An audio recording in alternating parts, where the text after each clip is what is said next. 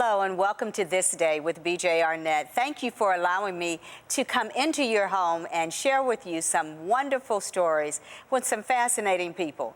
The guest that I have today is one that I think will make you smile immediately. As I looked at Jennifer Shaw's book, the cover alone made me smile. The name of the book is Dumplings Means Family. I love that title. Jennifer, thank you so much for being here. Oh, thank you for having me. It's a pleasure. You know, what I love about this book cover is that the illustrations alone are fantastic. And to find out that your daughter was the illustrator of this book, it makes the book even more special than when you open the pages and read the story. It truly, yeah, it was a family project. I know when we had the idea, I remember going to her, and my daughter just finished a degree in illustration, so that's handy. Yes. And she has a lot of different styles. And as soon as I started writing the book, I could see the pictures in my head, and I knew exactly what I wanted. And we have no idea where she came from because I can't draw a stick figure, but I could picture it. And I was like, honey, what do you think? And this is the style I want. And as we started throwing ideas back and forth. It was such a joy to make it with her because we were on the same page, and it was just really fun. Well, I love the book, and I love the concept behind it. So many people think of adoption as a difficult and very painful. And when you hear people's testimony, there was a part of pain in there. But how you approach this book, Dumplings Mean Family, you are helping the family understand how this can be an encouraging book that will help you walk through the process and help you be able to navigate through some of those complexities that most people go through when they're adopting. But it's the paperwork side, and then there's the children come into the home. That's two different kinds of complex actions. Talk to us about first getting through the process when your heart is open to adopt, and then the paperwork begins. Yeah, it is. You know, I'll tell you, I personally think the process is way too complex. And our children, we did international adoption. Obviously, you can do U.S. adoption, private foster care, international. There's lots of different routes.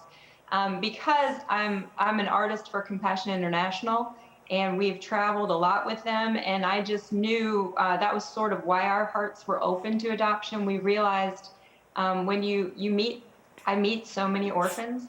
And they're not, a lot of people think, oh, it's like a character in a book, like Harry Potter or something, but there are really thousands and thousands and thousands, millions of orphans in the world. And when you meet a lot of them, you just find the Lord working on your heart. And we've always sponsored kids. We've always been involved with issues of, child poverty or anti-trafficking, orphan care, things like that. But we really started to realize it wasn't that we wanted more children, it was that we had room in our family. And there were kids who needed families. And so we realized older kids, and especially kids with medical needs, they never get adopted. I mean, their chance of having a family is so low. And so all three of our kids were older when they were adopted. They all have medical needs. And we didn't really want to sort of out their personal story, as it were. So when I was thinking about, people kept asking me to write a book, and I was like, well, my kids have to feel safe in our family first. Yes. So their privacy has to come first. But then I had this idea, and I was like, wait, here I have this daughter who finished an illustration degree. Here we could make this book, and we could do it together as a family project for families to encourage families. So yeah, the paperwork side, I mean, it was, we were considered a fast process because our kids were older, and especially our first adoption, he was fairly critically ill, so they were speeding him along. But he was 10 months of very intensive work to get there and get him back. And then because we had done that, we could reuse parts of our dossier. So our second and third child we adopted on the same trip, and that was just about 15 months later. So we doubled our family Wow. in 15 months. Wow. But and they were all older when they came home. So then, as you said, you finish that. It's almost like you're sprinting trying to get through this paperwork and get your kids home, and then they hand you a kid in the hotel, and you're like, oh, you're Now what? 9.5. I can't talk to you because my Exactly. kids they're from China. You know, people said to me all the time, oh, did they speak English? And I'm like, no. They're Oh from my China. goodness. I can't even And then imagine. people ask me how my Chinese is, and I'm like, well, hello, goodbye. I learned, do you have to go to the bathroom, and are you hungry? Those were important. Yes. That's about what I know. I'm working on it. I'm so bad at it, but I'm working on it. But yeah, they hand you this kid, and literally it's like, here's 20 minutes of papers. We'll see you tomorrow to do all the big papers. But there you go. And he's And then they sleeping walk in your out. hotel. Yeah, it's crazy. And all you have is like Google Translate, which doesn't work great. Oh my God. So And then you you take the flight home. Mm-hmm. You walk Yeah. you walk into the house. Now I'm assuming that your birth children were not with you and your husband when you went and got your adopted children. Actually, we did take them. We took them because we wanted them to see China. We wanted them to understand the culture. I mean, this is a big reason why we made the book. We hear a lot, you know, people come home and people expect the kids to just like adapt and just become like, oh, you're going to be like total. I mean, I remember my son was home 3 weeks and they had a pioneer days at school, and he was like absolutely confused. He'd never heard of a pioneer. He's like, what are we even what are we talking about? Because then you're like, yeah, why would you know anything about any of this? Right. But they want them to just come home and be American. And I'm like, all right, like, we're a white family in the Midwest. You're a Chinese child from China. We do not want to discount your history, your culture, Absolutely. all of your experiences. And so we wanted our biological kids also to have the experience of seeing the culture that their siblings were coming from, because we just thought there's no way.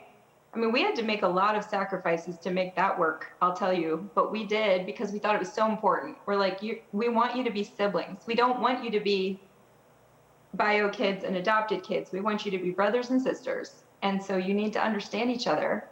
And in order to make that authentic understanding, they both had to know about each other's culture. Yes.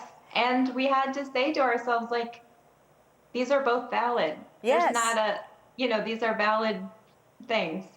And so when the kids got home, you realize, especially again with older kids, like, people really, they have a narrative about adoption that is very popular, like, oh, isn't it wonderful that you got a family and you're going to come and you're going to be grateful and you're going to be happy. And I always think, well, nobody, like, a family, that's something you should get to have. Like, kids shouldn't have to be grateful for having a family. Like, you should get to have a family.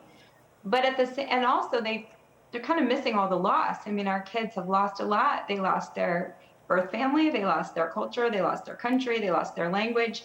And there's lots of good things about being here. I mean, don't get me wrong, they're happy to be here.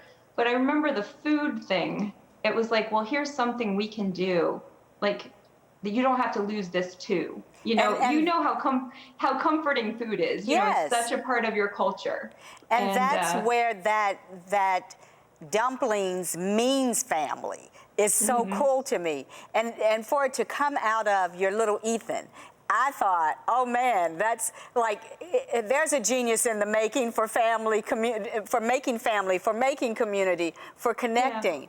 I just thought that was great. So tell folks at home about how he came to you and with this thought. Yeah, well, it was funny because when he asked me, it was just like, of course you're going to do this. He was like, can we have dumplings? And, for people who don't know, a Chinese dumpling is basically, it's comfort food. It's like the most basic food. It's like your mom being able to make a grilled cheese. It's not hard to make a dumpling. It's just a pasta with a filling, like a ravioli, except the Chinese version.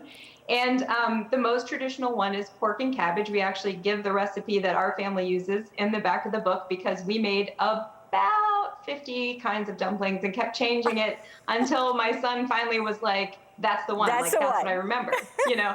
But, and so that's our recipe. But it's very basic. So he came to me and he was like, Mom, can we have dumplings? But like, of course you're gonna. And I said, oh, I don't know how to make that. And I just remember the look on his face, like he had for 9 years, he had wanted a mother. And he had, I'll make myself cry, but he had a picture in his head of what a mom would be, right? And when I did not know something he considered so Critical. basic. Yeah. You could tell it, like, it almost rocked him, like, will you be a competent mom? Like, Wow. are you going to be able to do anything I need from you? Like, I had this dream of a mom, and now I have one. And she's this weird white lady, but surely she's going to know this basic. And I didn't. And I just remember his face at that moment made me think, okay, I like to cook. I was very intimidated by a lot of the Asian recipes because the cooking techniques are very different. They don't even have ovens in Chinese kitchens. I mean, like, it's just not, it's very different. And I was intimidated, but I was like, no, this is something we can do. We're gonna do it. I am now like the best white Chinese cook you're gonna meet. You know, but we're like, we're gonna learn it. We're gonna do it. We're gonna do it. This is important. You know, I can't seem to learn much Mandarin, but I sure can cook. So, Look, and here's what's amazing to me. Around the world, the family dinner, the family meals is where, around the world, there is that link that a particular kind of meal cements the family together. And you were able to achieve that with this family. Because Ethan said, you got to do it, Ma. I need this. Yeah. I want this. We only have a couple of minutes left, but I really want people to understand how important that single moment of the request and then you meeting that request as a family, not just as mommy, but as a family. Everybody was like, okay, we got this. Yeah. Well, and dumpling making traditionally, and for sure in our family, because I'm not going to fold all those myself. I mean, traditionally, dumplings are something that you make for, you know, you're going to make a whole lot at a time, and the whole family sits down and folds them together. And we call it a dumpling party. We have a dumpling party at our house. And I don't tell them it's because I'm too lazy to do it myself, but also, why would I do it myself? I have all these children. Yes, you have all these babies. Come on. I got people to help. So I make the filling, and then we just literally have the whole family comes in, and we have a big island, and we hang around the island, and the whole family folds it, and we have a dumpling party. And then you can freeze them for later. And with 8 people in our family, we don't often have a lot of later. We eat a lot of them. But that's just also a Chinese cultural thing. I mean, that's something that they had. I mean, where my kids grew up, they didn't have families, but they saw that on TV. That was something they wanted. You know, that was on the Christmas specials, and that was on the, I don't mean Christmas specials, right, but the Chinese version, which would be like Chinese New Year special or whatever. Yes. They'd seen that, and they wanted that. You know, and so, yeah, I think that was the beginning of my kids realizing, like we're for you, and who you are. Like, you are Chinese, so our family is Chinese. You know, we're American. You're American. I mean, I tell my kids all the time, you're as American as I am. You're a citizen. You know, you're American, we're American, but you're Chinese, we're Chinese. Like, this is our family is different because you're here. And we're all together. This is so special. The Dumplings Mean Family by Jennifer Shaw, and the illustrations are fantastic. The book will make you smile and remember how important family is. God bless you. Thank you, Jennifer. Thank you for having me.